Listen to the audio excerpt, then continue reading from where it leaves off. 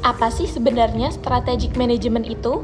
Nah, strategic management adalah serangkaian keputusan dan juga tindakan yang dilakukan untuk menyusun dan juga menjalankan sebuah strategi, supaya sebuah organisasi bisa mencapai tujuannya dan unggul dibandingkan dengan pesaing.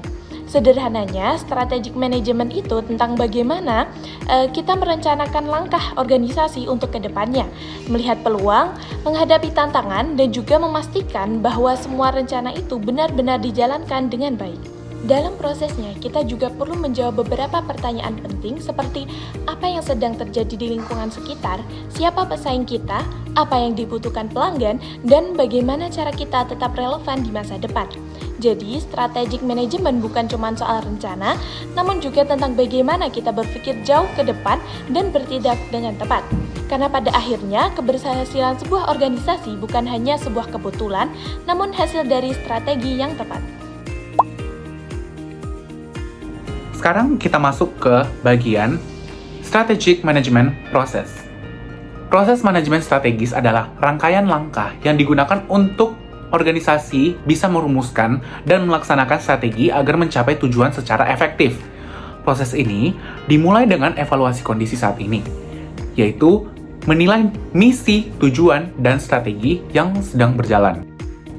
Selanjutnya, dilakukan analisis lingkungan eksternal untuk mengidentifikasi peluang dan ancaman, serta analisis internal untuk mengetahui kekuatan dan kelemahan dari organisasi itu sendiri. Hasil analisis tersebut digunakan untuk mengidentifikasi isu strategis yang menjadi dasar dalam perumusan strategi, termasuk penetapan misi, tujuan, dan arah strategi organisasi itu sendiri. Selanjutnya, strategi yang disusun kemudian diimplementasikan melalui perubahan pada struktur kepemimpinan, sumber daya manusia, dan sistem organisasi, serta tahap terakhir yang menjadi evaluasi dan pengendalian, yaitu menilai hasil dari strategi itu sendiri dan melakukan perbaikan jika diperlukan. Jadi, secara keseluruhan, proses ini bersifat berkelanjutan dan membantu organisasi menyesuaikan diri dengan lingkungan serta mencapai keunggulan kompetitif. Jadi selanjutnya adalah bagian formulating corporate level strategy yang menjelaskan gimana perusahaan itu menentukan arah besar bisnisnya secara keseluruhan. Fokus utamanya adalah untuk memilih dan mengelola berbagai unit bisnis supaya saling mendukung dan juga memberikan keunggulan yang kompetitif. Dalam hal ini, perusahaan itu nggak cuma melihat satu bisnis aja, tapi keseluruhan portofolio bisnis yang dimiliki.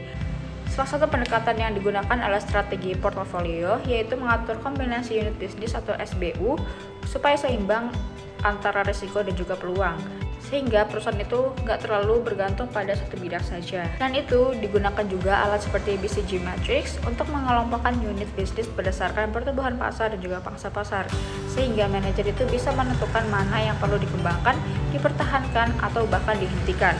Pendekatan lainnya adalah diversifikasi, yaitu memperluas usaha ke bidang baru, baik yang masih terkait maupun yang berbeda sama sekali, dengan tujuan untuk mengurangi resiko dan juga membuka peluang pertumbuhan.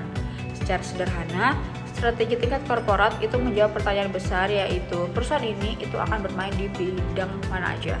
Sementara itu, formulating business level strategy lebih berfokus pada gimana perusahaan itu bersaing dalam satu industri tertentu.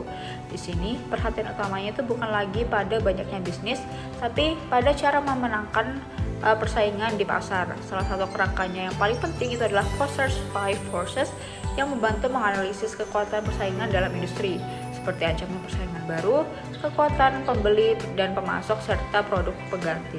Berdasarkan analisis tersebut, perusahaan itu kemudian memilih strategi kompetitif yang paling sesuai. Strategi ini bisa berupa diferensiasi, yaitu menawarkan produk yang unik dan berbeda. Cost leadership, yaitu menjadi yang paling efisien sehingga bisa menawarkan harga rendah, atau fokus, yaitu menargetkan segmen pasar tertentu secara lebih spesifik. Secara keseluruhan, perbedaan utama antara keduanya itu terletak pada ruang lingkupnya. Strategi tingkat korporat itu menentukan arah besar perusahaan dan juga pilihan bisnisnya, sedangkan strategi tingkat bisnis menentukan cara perusahaan bersaing dan unggul dalam pasar tertentu.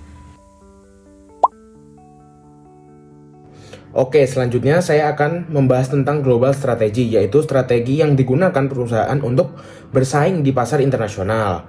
Nah, dalam era globalisasi ini, banyak perusahaan tidak hanya beroperasi di satu negara, tetapi juga memperluas bisnisnya ke berbagai negara. Oleh karena itu, perusahaan perlu memiliki strategi global yang tepat agar dapat bersaing dan bertahan di lingkungan bisnis internasional yang kompleks.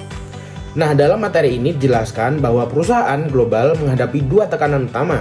Yang pertama adalah tekanan untuk efisiensi global, yaitu tuntutan untuk menekan biaya dan meningkatkan produktivitas agar dapat bersaing secara global.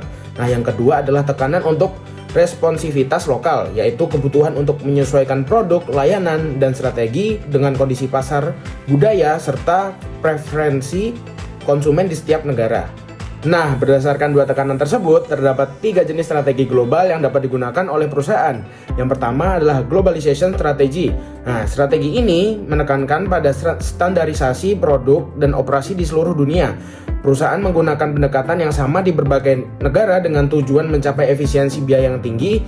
Strategi ini cocok digunakan ketika kebutuhan konsumen relatif sama di berbagai negara dan tekanan untuk efisiensi sangat tinggi. Yang kedua adalah multi-domestic strategy. Nah, strategi ini lebih menekankan pada penyesuaian terhadap kondisi lokal. Perusahaan memberikan kewenangan kepada masing-masing cabang di negara lain untuk mengembangkan produk dan strategi yang sesuai dengan budaya dan kebutuhan pasar setempat. Strategi ini cocok digunakan ketika perbedaan budaya dan preferensi konsumen sangat besar. Nah, selanjutnya yang ketiga adalah transnational strategy. Nah, strategi ini merupakan kombinasi antara efisiensi global dan responsivitas lokal. Perusahaan berusaha untuk tetap efisien secara global, tetapi juga fleksibel dalam menyesuaikan diri dengan pasar lokal. Strategi ini dianggap paling kompleks karena membutuhkan koordinasi yang kuat antar kantor pusat dan cabang di berbagai negara. Selain menentukan strategi global, perusahaan juga harus mempertimbangkan cara memasuki pasar internasional. Beberapa cara yang dapat digunakan antara lain melalui ekspor, lisensi, joint venture, dan investasi langsung. Setiap metode memiliki tingkat risiko dan kontrol yang berbeda, sehingga perusahaan harus memilih strategi yang paling sesuai dengan kondisi dan tujuan mereka. Nah, dalam penerapannya, global strategy juga menuntut perusahaan untuk memiliki global mindset, yaitu kemampuan untuk memahami perbedaan budaya, ekonomi, dan lingkungan bisnis di berbagai negara. Manajer harus mampu berpikir secara global tetapi tetap memperhatikan kondisi lokal. Selanjutnya, saya akan membahas mengenai strategi execution atau pelaksanaan strategi. Strategi execution merupakan tahap akhir dalam proses manajemen strategi, yaitu bagaimana strategi yang telah dirumuskan dapat diimplementasikan secara efektif dalam kegiatan operasional perusahaan. Meskipun banyak organisasi mampu merancang strategi yang baik, tidak sedikit yang mengalami kegagalan pada tahap pelaksanaannya.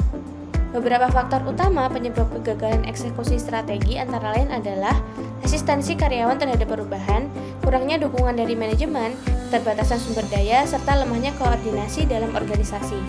Untuk mencapai eksekusi strategi yang efektif, terdapat beberapa elemen kunci yang perlu diperhatikan. Yang pertama adalah visible leadership, yaitu peran pemimpin yang aktif dalam mengarahkan, memotivasi, dan menjadi teladan bagi seluruh anggota organisasi. Yang kedua, kejelasan peran dan akuntabilitas, di mana setiap individu memahami tanggung jawabnya serta memiliki ukuran kinerja yang jelas. Yang ketiga, ada komunikasi yang terbuka dan jujur, sehingga seluruh pihak dalam organisasi dapat memahami tujuan strategi dan memberikan umpan balik secara konstruktif. Yang keempat, praktik manajemen sumber daya manusia yang selaras dengan strategi, termasuk dalam proses rekrutmen, pelatihan, dan pengembangan karyawan. Selain itu, terdapat konsep penting yaitu embeddedness, yang berarti strategi harus tertanam dalam seluruh aktivitas organisasi sehingga setiap keputusan dan ketidakselarasan dengan tujuan strategis. Sebagai kesimpulan, keberhasilan suatu organisasi tidak hanya ditentukan oleh kualitas strategi yang dirumuskan, tetapi juga efektivitas dalam melaksanakan strategi tersebut. Di sini saya akan bahas tentang strategi bisnis menggunakan contoh perusahaan lokal yaitu Silver Queen. Yang pertama ada analisis SWOT. Pertama, kekuatan. Silver Queen ini sudah sangat terkenal di Indonesia, jadi brandnya kuat. Selain itu punya ciri khas coklat dengan kacang mete yang beda dari yang lain. Selanjutnya ada kelemahan, harganya cenderung lebih mahal, jadi tidak semua kalangan bisa beli. Selain itu, tidak semua inovasi rasa selalu disukai pasar. Selanjutnya ada peluang. Peluangnya besar karena banyak orang suka coklat, apalagi anak muda, dan Silver Queen juga bisa terus bikin varian baru. Selanjutnya ada ancaman. Ancaman datang dari pesaing besar seperti Nestle dan juga produk yang lebih murah. Jadi dari SWOT ini kita bisa lihat bahwa Silver Queen kuat di brand dan rasa, tapi harus tetap hati-hati dengan harga dan persaingan. Yang kedua, analisis BCG Matrix. Produk rasa unik atau varian baru itu biasanya belum tentu laku, jadi bisa masuk kategori question mark atau bahkan DOG. Sedangkan produk klasik Silver Queen yang coklat mete itu masuk kategori cash cow, karena penjualannya stabil dan jadi andalan perusahaan. Jadi intinya produk klasik itu jadi sumber uang utama, sedangkan produk baru itu masih dicoba-coba di pasar. Selanjutnya ada strategi kompetitif. Kalau kita lihat dari teori Michael E. Porter, ada 3 strategi, yaitu diferensiasi, biaya murah, dan fokus. Menurut saya, Silver Queen pakai strategi diferensiasi. Kenapa? Karena mereka tidak bersaing harga murah, tapi lebih ke kualitas dan ciri khas rasa coklat plus kacang mete. Jadi orang beli bukan karena murah, tapi karena unik dan enak. Kesimpulannya, Silver Queen bisa bertahan karena punya strategi yang jelas, yaitu mempertahankan produk klasik dan tetap berinovasi. Hal ini menunjukkan bahwa perusahaan lokal juga bisa bersaing kalau punya keunggulan yang kuat.